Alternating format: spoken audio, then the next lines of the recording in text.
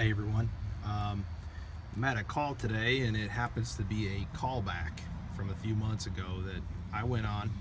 We all have them, but at least this time I did get a resolution from it that I'm satisfied with, and that's always the worst when you get a call and you're not sure, why it worked after you left or why it didn't work. But anyways, it was a no cooling call, and when I arrived a few months back, it had a very badly burned up contactor and it had been chattering, and the compressor had opened up on internal overload. So I had gone ahead and replaced the contactor, cooled off the compressor, and began to look for my prime suspect, which was a loose connection. Obviously it's a spaghetti factory in here, and there's been lots of field repairs in the past, so my suspicion was that a poorly made crimp connection or something like that. So within 2 minutes of kind of combing it over, I went to this terminal strip here where the pressure switches tie in, and if you notice, the bottom sets of these are your normal 1/4 inch male ends. Well, the top row is the 1/8 inch ones, or the smaller ones. Well, there was sure enough a field installed low pressure switch, and where it was tied in here, the technician had put 1/4 inch female ends on there, so they were just sitting on those spades. I mean, a breeze would have knocked them off. So you're talking about a loose connection on steroids here, and I felt pretty good about myself and pretty lucky that quickly I just visually found that. I replaced them with the proper connectors and pretty much washed my hands of it, feeling pretty good. I turned the power back on and I watched it for about an hour, and didn't even come close to getting a chatter or anything like that. So as far as I was concerned, my job was done here. Today I was called back with the same exact issue.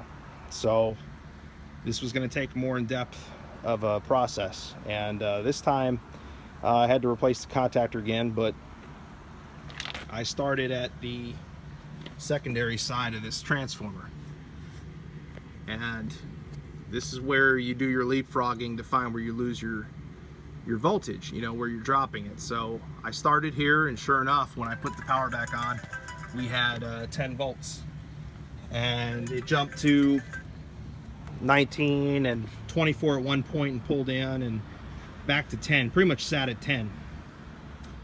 And if you're having a voltage drop from this point, you need to start looking at your primary side. So I've traced this back, and what we found here is our disconnect. Middle fuse was blown, which is okay. I mean, that's one thing, but what caused it? If you look at these copper cradles that hold the top and bottom of the fuses in, what puts tension on them is these black spring clamps, which I'm trying to get a view of one. That left fuse there, I'm not sure if I think it's out of focus, but there's a black spring clamp. Well, almost all of them have rotted out. You can even see the rust spot where it used to be. It's gone. It's not even in the bottom of the disconnect. It just disintegrated or broke off and fell out at some point. But that's a textbook loose connection right there, fellas. This fuse was not securely in here and was causing the chatter, because it was basically dropping voltage to the primary, which in turn drop voltage to the secondary and cause our chattering. So don't always assume when you get a chattering contactor that you have a low voltage loose connection. Make sure to check both sides of that, and you can isolate that quickly by starting your process at the transformer.